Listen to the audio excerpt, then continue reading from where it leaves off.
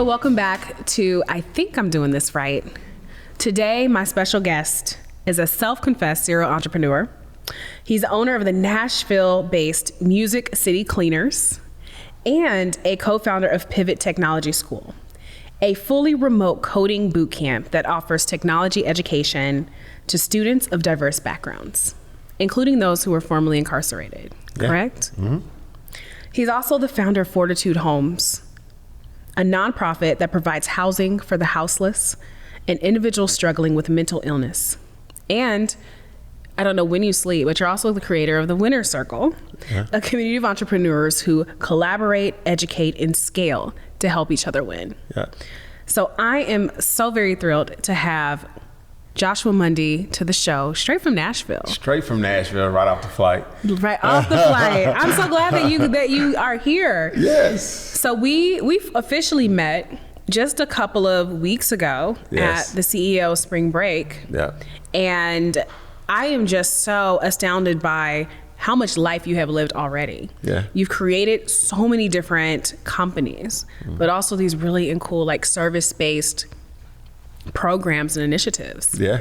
So talk to me about like, when did Josh decide like, I'm going to do this entrepreneur thing to the max? Yeah, I mean, and thank you again for having me. You know, I was stalking you on LinkedIn for about the last year or so, and I was getting left on read, but it is all good. We're not going to talk about that. We are here today, and it is all I'm sorry, good. y'all. I'm sorry. I'm catching up. I saw your CEO Spring Break. I said, yo, we need to talk. But no, really, I feel like I've been an entrepreneur all my life. So. Yeah. We all have those stories of when you was a child and selling candy and things of that nature, but that was me. Mm-hmm. And I haven't worked a job or I haven't received a W-2 from anybody. Ever in your life? No, since I'm 21 years old. Seriously? Seriously. I've been an entrepreneur, a full-time entrepreneur, and I'm 40. Wow. So I haven't worked for anybody in 20 years. That's incredible. So I've launched several different types of companies, but I always knew that I wanted to control my own destiny. All right. I just felt like I didn't have it in me to like work. I could work a 9 to 5. I worked 9 to 5s. I worked at like Arby's and I worked at like different little odds and ends. Did you ever work retail? Like I worked at the Gap. Did you ever like work at the Gap? I never worked retail. No? No. I don't recommend it. Okay. It is rough. It's rough? It could be rough. Really? People are rough. Okay, yeah. Now, I worked at like Arby's, and then I worked at like a call center. Okay. So I worked at like Sprint, and then I worked at a place called Park Center. Okay. Was like my last job. And I was helping individuals that had mental illness get jobs. Wow. Okay, so this is where some of this. So this was where it kind of like so it ties in. You're full circle. So I always have these full circle moments where it's like ideas come that I just was like, manifesting like previously, and it just comes back to me like, okay, yes, we need to make this happen. So do you come from a family of entrepreneurs? So I don't come from a family of entrepreneurs. All of my family, just like, they regular 9 to 5ers. Right, mine too. But I'm the only kind of like entrepreneur in my family. So I always say like, I'm going to be the one that's going to get y'all from those 9 to 5s and then like retire. So that's my goal, like to retire my family. My dad is retired, but like my mom and my brother, like, I want y'all to come work for the actual enterprise. Right. So you're 21 and you were just like, I'm not going to work for anybody ever again. Yeah. And like, what was your first business at that age? So the very first business was a janitorial service. Okay. So I got into that business because it was just easy to get in. It was like, cost me like $25. Mm-hmm. At the time I was working a job and I was utilizing all their print paper and using for your marketing. So I was building out made away. My business cards and my flyers and all that. I was doing that on the job. Yeah. And so I started to grow the business, and I just had like one of those moments was like, okay, I got to make a choice. Either I'm going to be a full-time entrepreneur or I'm going to be a 9 to 5er, but somebody's getting cheated on. So I'm cheating on that 9 to 5 because I'm doing all this stuff that I'm supposed to be doing on that clock and time. Why does this feel like there's a confession happening? No, I'm just saying like, and then I'm cheating on really my business because I'm only can be like part-time. So I had to really just make that decision. So I literally went to church. I went to church and the preacher preached water walkers, and he was talking about like stepping out on faith. Wow. And so he preached that message, and I heard it, and I was like, okay, that's my sign. So I just typed in my 2-week notice, and I prayed to God. I said, no matter how long or how hard it gets, I'll never go back to working for anybody. And I haven't worked for anybody. And the next day you were like, I'm out, I'm done. Turned my 2-week notice in, and the You rest haven't is looked history. back. I haven't looked back. That's incredible. It takes a ton of confidence, a ton of faith to say, I'm going to embark on this road. It is so uncertain. Yeah. The literal asset that I have is myself in order to execute day to day and build whatever this dream is, and to deviate right from the plan or the path, right? Because your family's always excited, like, oh, you got a job, you got a regular paycheck, like, this is awesome. Right. And they don't know what to do with you when you're out here like, I'm gonna figure it out, right? I don't know what it is, but I'm gonna figure it out. Right. What were those like early challenges that you felt like really defined your pathways and your experiences up until now? I would say, resilience is a thing that every entrepreneur should have. Yeah. And if you don't know how to be resilient and make adjustments along the way, a lot of entrepreneurs, they quit before the actual manifestation of the thing happens because of the challenges. Like, this thing is not easy. And so, we get into the flash of entrepreneurship, but when it gets to the real nitty gritty of like really building a business, it can be tough. So it's like, really, how do you really compartmentalize and say, okay, I'm going to build this in a way that it can work, it can scale, how's my structure and things of that nature. So like early on, it was like, I wouldn't say it was easy. Okay. By no means it was easy, but I've always been able to overcome failure. Like, I've always had a short memory when it comes to like failure, because I failed like so many times. Yeah. Just starting things, learning, and then, I was gonna ask you about like failure, because it seems like you have all this great confidence, but like, was that always the case? Especially in those like early years of building something, and then like, okay, if this didn't work out, do you just go on to the next thing? Like, on to the next. And see, the thing is that I learned quickly that we really only care about the outside noise. So like, people are really more concerned about what it looks like, what my failure looks like it's an ego thing. It's an ego thing. Right. So my failure looks bad to what are all these people gonna say about me having to close my business, or it not working out, or all those things. But if you can really silence those voices and understand that, okay, it didn't work out because of X, Y, and Z, but this is the path that I want to go on, and I got to keep pushing. So from the janitorial service, I opened up, I built my janitorial service. I was really making great money, 6-figure business, cash flow was great. But as entrepreneurs, we always want to jump to the next big and greatest idea. Right. And I had focus issues, so I'm building this business, and then this shiny object comes, and I'm like, okay. And then you back to cheating. Yeah, I'm back to cheating. I'm like, what, I want to do that. Right. So literally, I opened up a cafe in Murfreesboro, which was one of my greatest losses. I thought was going to be amazing, right across the street from the college campus, and I lost $250,000. Oh, wow. In like 4 months. Sheesh. And so just knowing was coming, or like what, you kind of miscalculated the traffic, or what? No, it was just not knowing how to. I never ran a coffee shop. Yeah. But I feel like everything that you've embarked on was like you were just figuring it out. Yeah. So, but I think it was like a lot of different factors. Yeah. That why it didn't work. We had problems with the landlord, and they was trying to get us out. We put all this money in there, and it was just a lot going on. But that was one of those learning things of, okay, how are you gonna overcome this? Yeah. But that's not like immediate, right? Because you're like, $250,000. Like, I can't just be like, all right, keep moving, move on. Yeah. I need a moment to just I'm gonna need a moment and a drink. Well, you really have to have a short memory in entrepreneurship. Yeah. To make it. And yes, you're gonna have moments where you're gonna reflect on, man, I just took this major loss. Yeah. I need to step back. But a lot of times people step back, and then they be like, you know what, this ain't for me. I'm gonna go work a job, or I'm gonna do this, or But I've always been able to say, all right, let me take a couple months and then let me figure out that next thing. I always call it that voice. Like I have a voice internally, which is your subconscious, that speaks to me that says, okay, that's your next move. And so like in 2008, it was that voice. So I didn't know 2008 was the middle of a recession, one of the great recessions, but I heard that voice say, open up a dry cleaners in in the middle of the recession. A high luxury business in the middle of a recession. I was there for 13 years. Wow. And I didn't have any experience in that. So it's just really, how can you, and then what I've done very, very well is just know how to take things to market. Which is what I do very well. Yeah. So, and so that's what you're getting right.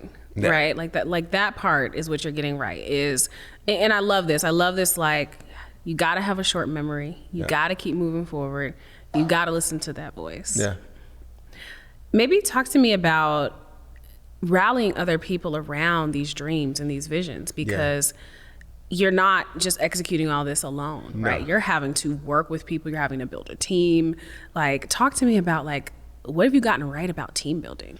Well, I think what I've gotten right, and this is the philosophy that we have in our organization, is you hire slow and you fire fast. Is one thing that I live by. And so really about how can you really clearly define your vision? And how do you find the people that align with your vision? Not fight against your vision, but align with your vision. And I've been successfully able to decipher who aligns and who doesn't align with the vision. Because it's a clear vision, it's my vision, I see it. Now we're gonna make adjustments along the way, but this is the vision.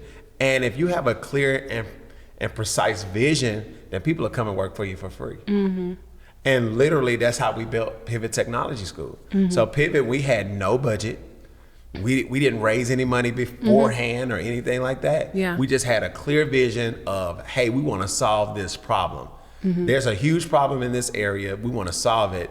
And we're gonna communicate this over and over and over again to people see that vision and say, hey, I wanna be a part of that. I wanna help solve that problem. I see that and I wanna make a difference too. And literally that's how we built our team for the first like 3-4 months. We didn't have a budget. So they were like, man, I work for free. We spoke about this in some other conversations about, like, when people see you pushing your car up the hill, they get out, there's gonna be a couple of folks who get out and say, oh, let me help you. Let me help you, like, push that up the hill. So it's fascinating that you go from luxury dry cleaners in the middle of a recession to now pivoting to Pivot and Pivot Technologies really being this marker of service and information transfer and upskilling people. And I'm like really trying to work on folks' mindset around, like, we have to be strategic about how we're building ourselves for the future of work, right? And like that's like the whole premise behind my book, Upper Hand. But can you talk to me about, Pivot and why specifically you are targeting the audience that you're targeting? So I just tell you the story. It's a very unique story.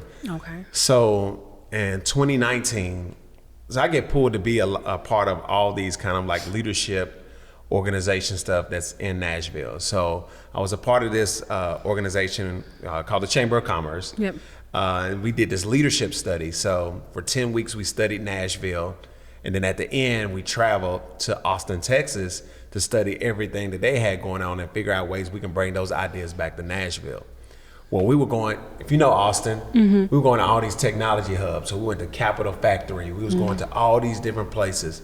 And I was just seeing nothing but folks in there building tech companies, robotics, people in there learning how to coding boot camps upstairs. And it just blew my mind. I looked around and I ain't seen not one black soul in there. Not one. And I'm like, yo, this is crazy. So like everybody in here learning technology, I understand where the future of work is going. Right. Everybody's in here is getting the upper hand, but I don't see nobody that look like me. And then the whole city, I didn't know Austin was like this, but Austin is super, super white. like I didn't see any minorities anywhere. Right. And so it really, that moment changed my life. Yeah. How did you know that Nashville needed this? Well, you know what? The focus was Nashville, but I didn't know the world needed it. Okay. So Nashville was going to be the home base. So I had this building. So my business is on the corner of 7th and Jefferson. Jefferson's like a historic, predominantly black area. Well, it used to be before gentrification. But it houses like TSU, Tennessee State University, Meharry, Fisk, all the black colleges. On this one road, Jefferson Street. And I was located on the corner of 7th and Jefferson. I had this big building. I had my dry cleaners in it. I had a co-working space called the Lab Nashville. Had an event space upstairs. So the school was going to be housed in that building. I'm like, okay, we're going to build innovation on the corner of 7th and Jefferson. I can just see it in my mind. I'm like, okay, that's a pretty sweet vision. Like, super, yeah, this is going to be the vision for this area. We're going to bring tech to our community. Right. And so we worked on it all of 2019. Finally convinced people that, hey, oh man, Josh is in the tech business now. Like, ain't you the dry cleaner man? Like, how you in tech, you know?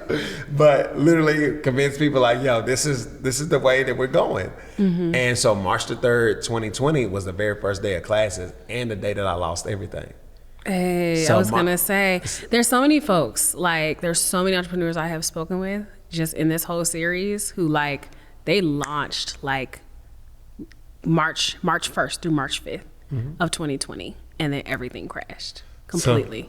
So I got hit before that crash. Wow. So a tornado came. Oh, a physical, okay. A literal physical tornado came and wiped my building off the map. Literally. The dry cleaners. The dry cleaners, the co-working space, the event space. All of it. So all this big vision literally came crumbling down. Crumbling down on the same day that I was giving birth to a new vision. So really, literally. And then the world shut down. All right, so let's look at it. So like really, I always talk about voices, and you listening to those voices that you know is telling you to do something, but sometimes you don't listen to it, and you don't move forward with it. So if I were to say, you know what, I don't know how to do the tech business, or I don't know how to open up I had that vision, something in my spirit told me I need to do it, but if I didn't do it, I wouldn't have been prepared for what was to come. Did you feel betrayed though? Like you're like, okay, voice, I'm listening to you. I'm building this thing. I'm gonna put it here in this physical space, and then you standing in front of your space and it no longer exists. Because I would feel like I'm being punked. So I felt like I was being punked until I got perspective. And it took me about 2 months to really get perspective. So I would just go and walk and just be like, man, what's going on? Like, what am I not seeing? What is the purpose of this?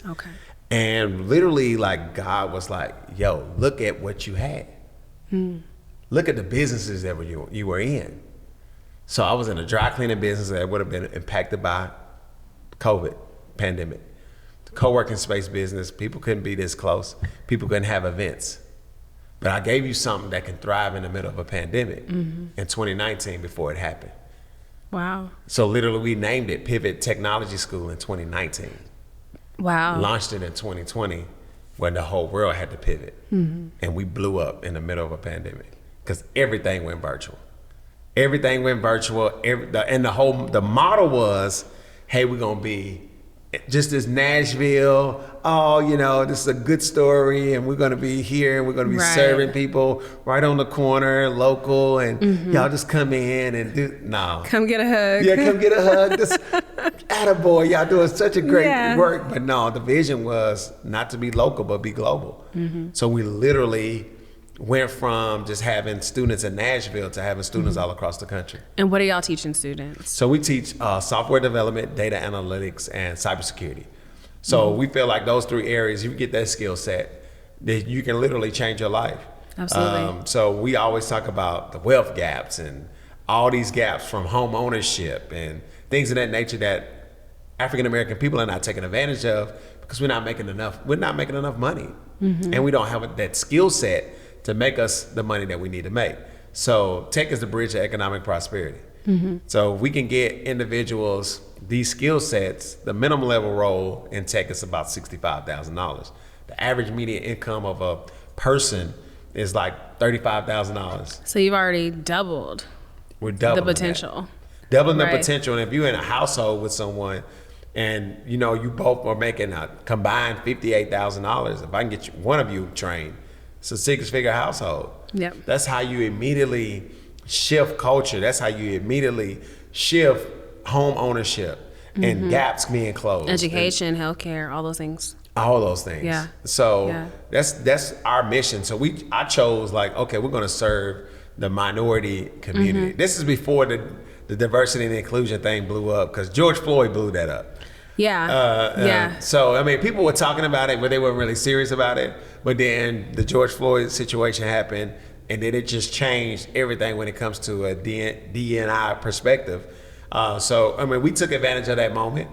So a lot of companies wanted to start working with us, and then literally 2 years from now, I guess it was like 2 years ago.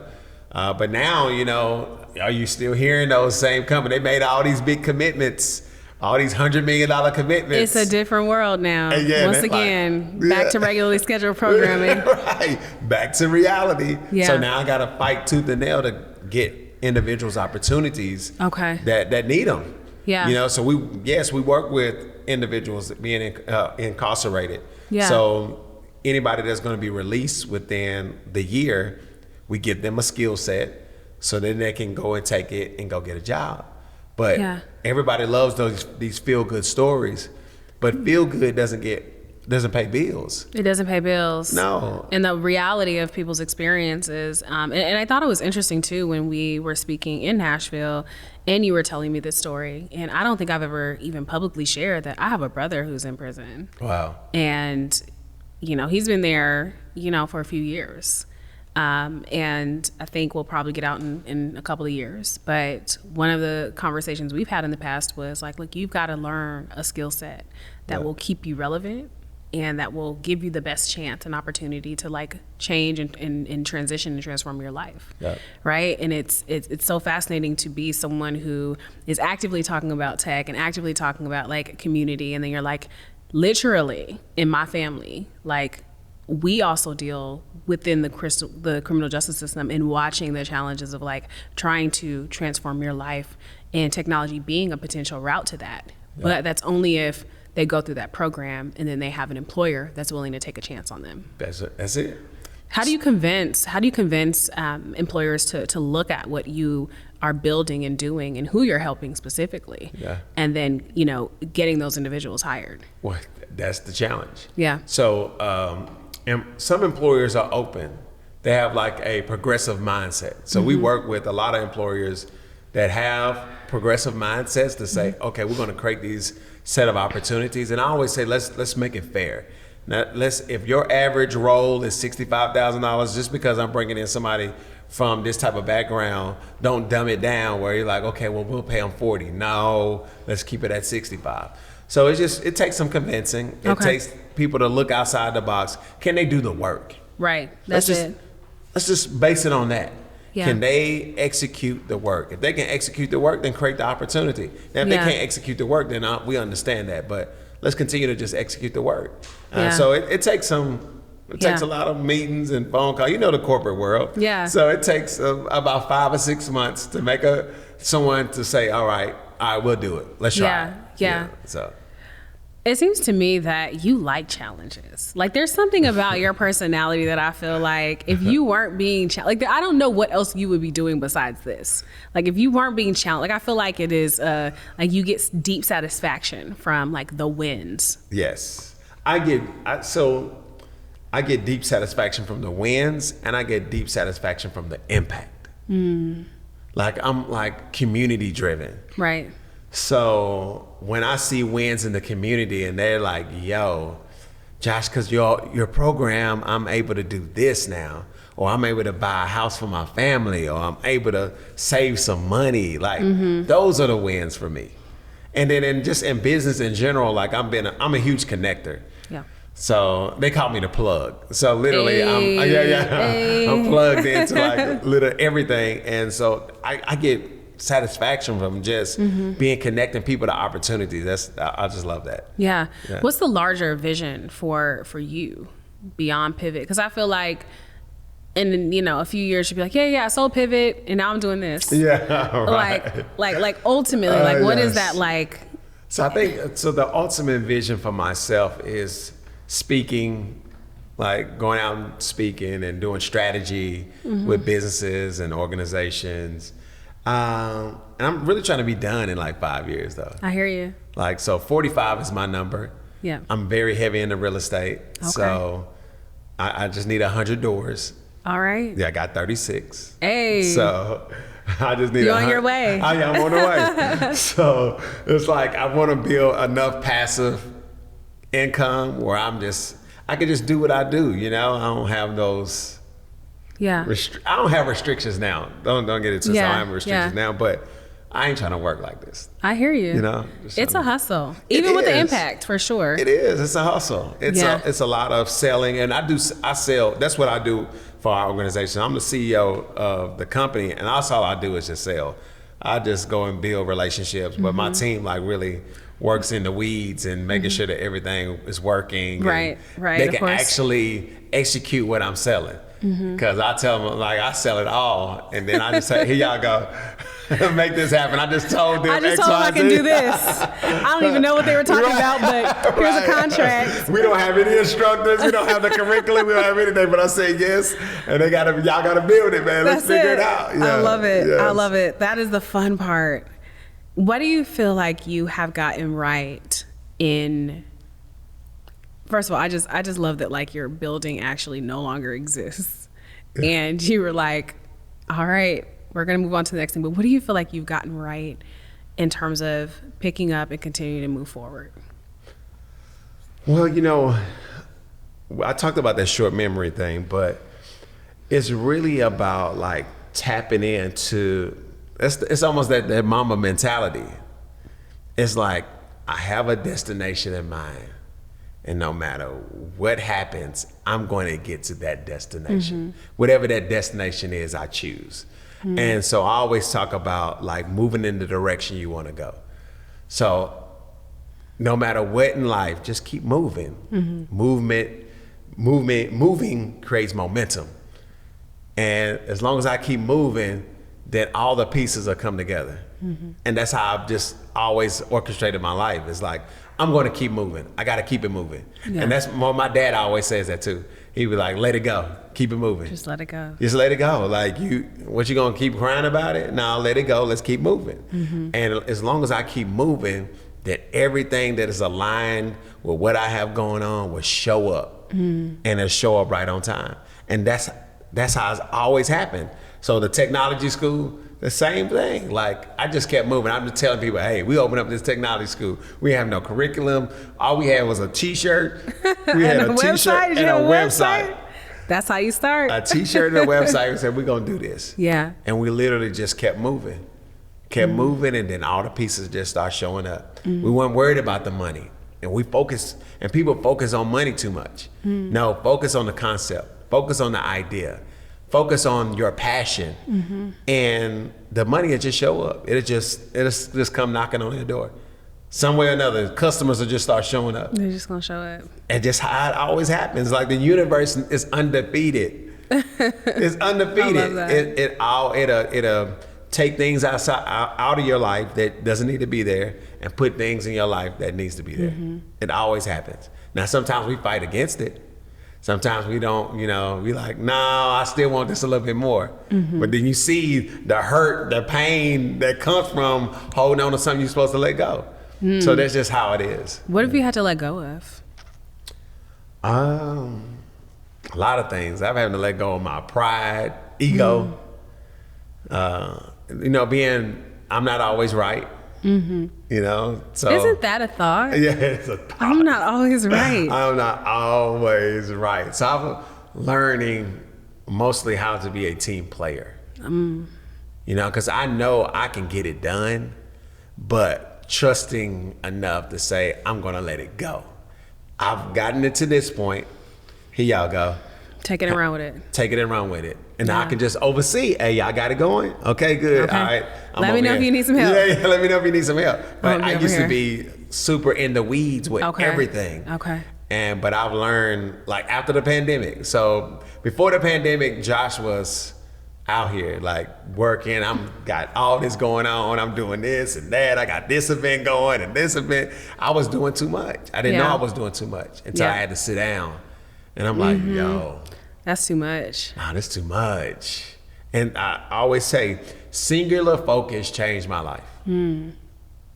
It did. Like, literally understanding that, okay, I'm going to focus on that thing and I'm going to make that thing great. And it's going to get me what I was trying to get 6 things to do. Absolutely. But just focus in itself just changed me. For sure. I love that. I love that. I want you to peep that I am repping Nashville right now. I see it. You see the sweatshirt? Come on, I saw it. I wear the pants all the time. Yes. I just wanted just for the record to know. Just for the record, you are representing Nashville. My guys live above. Darren, Adrian. Those are my shout out to the homies. Man, yes. Shout out to the homies, man. Like, I used to mentor those dudes, like, literally, and just to see, that's all I wear, so. I love it, yes, because I bought my sweat outfit out of the back of a truck. Yes. In Nashville. And it's the most comfortable thing I've ever had. I told him, so the day before, I was wearing, I said, hey man, look, I'm gonna wear the jogger suit. I need you to load stuff up in the truck and I'm gonna announce it. Yeah. And like, we're gonna sell something out your truck. Yeah. And they literally did that. Literally. Yeah. We were like, yep. It almost didn't fit in my suitcase, but we made it happen. Right. I love it. Josh, I am so grateful that we were able to connect. Yes, for sure. And that you came all the way to Atlanta for this conversation. No and doubt. I'm excited about Pivot and all the things that are coming together. So thank you. No doubt. Thank you for having me. Thank you for letting me be a part of your podcast. And yes. This is amazing. I think, you're doing amazing work. Thank you. In the world. And we got to figure out ways that we can collaborate and work together. For sure. And now tell us where we can find you, follow you. Yep. And Pivot. Yes, so you can go to pivottechschool.com. You can find us on all the socials, Pivot Tech School. You can find me, Joshua Mundy. Instagram, I am Mr. Mundy, Mundy. I have a YouTube channel too, Joshua Mundy. You can subscribe. I do all my real estate stuff. So I'm my gonna subscribe. I'm here for that. Stuff, my real estate stuff. I just show you like step by step. Oh, I love that. On really how to get in the game. So, yes. And investing and then all the problems I have with contractors and everything. I show you everything. That's incredible. Yeah. Okay, well, we're definitely going to follow, subscribe, all the things. Yes. Thank you so much for joining us again for another episode. We'll catch you at the next one.